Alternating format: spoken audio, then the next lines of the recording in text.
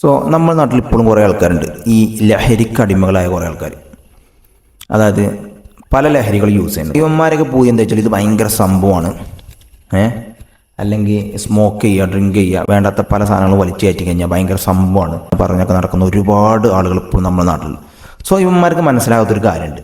So നിങ്ങൾ ഇപ്പോൾ അത് യൂസ് ചെയ്യുമ്പോൾ നിങ്ങൾക്ക് ഭയങ്കര ഹാപ്പിനെസ് ആയിരിക്കും. ചിലപ്പോൾ അത്രത്തോളം എൻജോയ്മെൻറ്റ് നിങ്ങൾക്ക് വേറൊരു കാര്യത്തിൽ കിട്ടൂല ഈ പല ലഹരി സംഭവങ്ങൾ നിങ്ങൾ യൂസ് ചെയ്യുമ്പോൾ.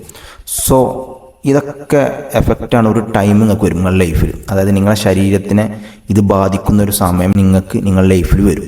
സോ അന്നേ നിങ്ങൾക്കിത് മനസ്സിലാവുള്ളൂ. അന്നാണ് നിങ്ങൾക്ക് റിഗ്രറ്റ് അടിക്കുക, ഞാൻ ചെയ്ത കാര്യങ്ങളൊക്കെ തെറ്റായിപ്പോയി, ഇതൊന്നും വേണ്ടില്ലായിരുന്നു, ഇതൊന്നും ചെയ്തില്ലെങ്കിൽ കുറച്ച് കാലം കൂടി എനിക്ക് ആരോഗ്യമായി ജീവിക്കാമായിരുന്നു എന്നൊക്കെ നിങ്ങൾ തിങ്ക് ചെയ്യും.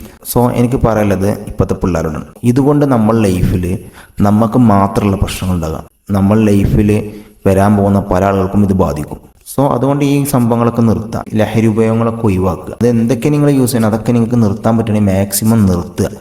പിന്നെ ഇത് യൂസ് ചെയ്യാത്ത ആൾക്കാർ ഇതൊരിക്കലും യൂസ് ചെയ്യാതിരിക്കുക. കാരണം ഇതൊരു വട്ടം യൂസ് ചെയ്ത് കഴിഞ്ഞാൽ പിന്നെ ലൈഫിൽ ഇത് നിർത്താൻ കുറച്ച് പാടാണ്.